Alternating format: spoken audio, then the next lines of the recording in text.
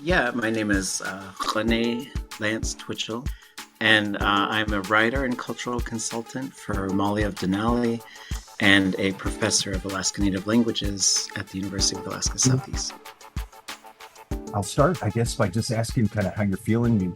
Has it set in yet? What an incredible honor and congratulations. Yeah, thank you.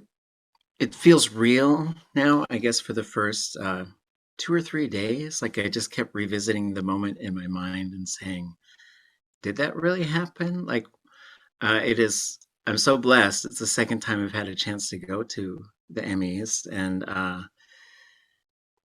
we were ready for in case we didn't win, and we were surprised when we did. The Molly team that was there. So And it was a surprise, but I know what was different, I guess, about this time from being nominated before and then going down.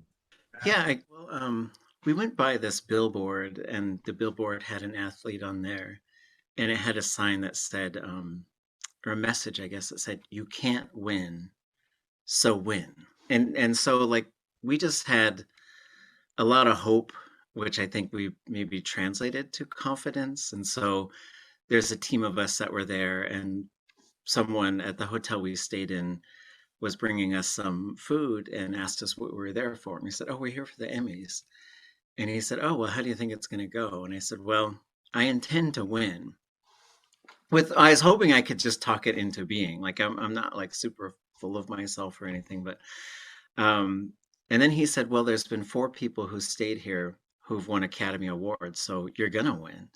And so I guess I just had this like kind of seed because in the back of my mind was this thought like this doesn't happen for Indigenous people. Like we don't win these types of awards. And so I went in, and as we got closer and closer to them calling our category, I was having this little conversation in my mind, which was I really want this for Native people, for Native writers, for this particular show, for Native kids. But then also this other voice was saying, "Be ready if it doesn't happen. Don't, and just and that moment in between when they said the Emmy goes to, and they called the name of the episode, felt like about 5 hours. So it was so like a just heart pounding in my head. And then when they said it, it just erupted around us. It was so much fun.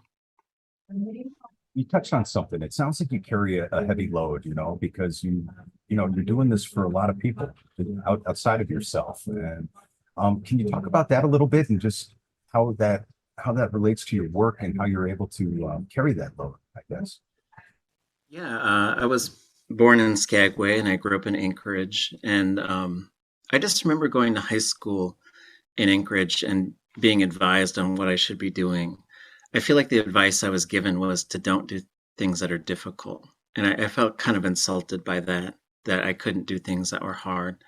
I've had some writing teachers over the years who've been absolutely wonderful. But one of them, when I was in a writing class, he would take my writing and put it up in front of the class and like make fun of it. He wouldn't tell anybody whose it was, but he would just make fun of it. And I thought, what a terrible way to teach people. But like the ones that I had who were really good, they would sort of get you to believe that you could do something that you thought was maybe impossible. And that's something I think that I try to do a lot because on a day-to-day basis, I teach an extremely endangered and very complicated Indigenous language. And when you're doing work in Indigenous languages, it's not like there's a huge crowd of people that are just pulling for you and supporting you and figuring out what they could do to help you. It's a small group of people, and we have to convince ourselves that we can do it. And so when it comes to taking our stories and taking our ways of storytelling and talking about Indigenous peoples and the things that we face and saying, oh, let's do that at a national level, we have to convince ourselves that we can do it. And so we have such a wonderful team with the Molly of Denali crew, from the leadership all the way down to this group of Native writers who write on the show, that the way we hold each other up is just really irreplaceable, and it's what makes things like this possible. Was there anything specific about this episode that won you the Emmy that kind of sticks out to you? learning? What do you think it was, and what did it mean to you? Yeah, so you don't have to go back very far, and like you could just watch the replay of the Super Bowl or World Series a couple years ago and just see whole stadiums of people making this very silly chant and doing some stuff. And it used to be a lot worse than it is now, so things are getting better as far as Native Americans and mascots. But just the amount of misrepresentation, the stereotypes that are there, the very weird simplistic songs and dances and costumes that are created are damaging. And so to just sort of see that costuming of culture and to be able to address that through a preschool show and have these kids model conversations that I just wish adults would have on a more regular basis in a way that was less hostile and violent.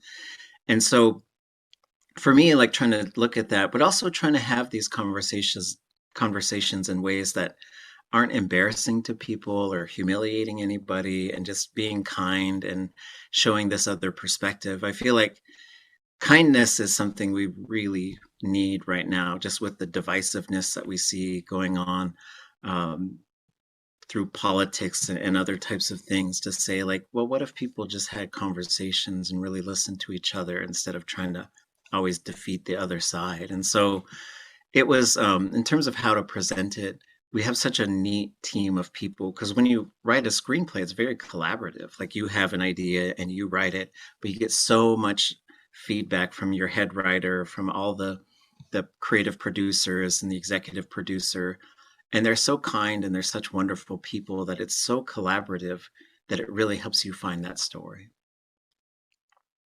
Just your words are so powerful. I am just, it's great to be able to have a few moments with you. What you're doing is important. And so you're essentially what you said there, I think, is you're taking these conversations that maybe preschoolers, that young children can understand, but that you'd like to see adults having. So we're actually, you're setting the future up really well here, it sounds like. Yeah, I Small. think so. And just to say, like, you can make those changes without erasing history and without sort of like creating some of the conversations that are, there's similar conversations when we talk about things that are in museums and trying to bring them back home. And sometimes people say, well, you're going to ruin it for people. And it's like, well, actually, those things belong to our people, and they belong in our communities. And a lot of this stuff was taken without permission. And so it's, it's so neat to work on this show, because the biggest challenge is, can you do it in 11 minutes? And then the other challenge is, can you do it in ways that children can understand? Because it is a children's show. But just to say, when I was growing up, we didn't have Native Americans on television that we could really relate to, especially not in children's television. There was a documentary called Real Injuns, and it points that out, that what you had was Bugs Bunny shooting Native Americans and singing a song about it. And just to think like how that violence was normalized towards Native people.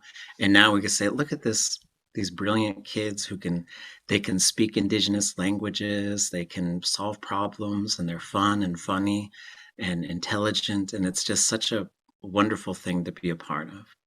Well, thank you very much. I guess my last question would be, what was your message when you were on stage and you had the Emmy in your hand? And did you think about that beforehand, or did it just kind of come to you when you were up there?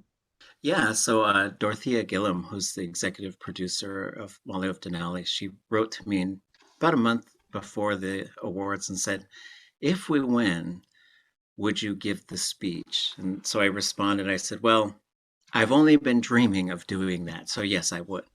And then she said, okay, you have 30 seconds. And so I was going around timing myself and figuring out, it's like, okay, if I had 30 seconds on a national stage, I think I would speak my indigenous language, Tlingit. I think I would tell a joke, and then I think I would give a message to the people. And it probably took 40, I couldn't get it under like 45 seconds. And I didn't want to stand up there and go, blah, blah, blah, blah, blah, So, and I didn't want to forget what I was going to say. And I didn't want to lose my ability to talk, which almost happened. Like if you watch the video, like I had to stand there for a second before I could just, the moment was overwhelming. But I said, in our language, finally it has happened. This is for the storytellers of ancient days, the ones of today, the ones of tomorrow. And then made a joke about indigenous languages and lands and how much time we get, and then gave a message, which is for all the writers out there, all the native writers, all the native babies out there who want to become storytellers someday.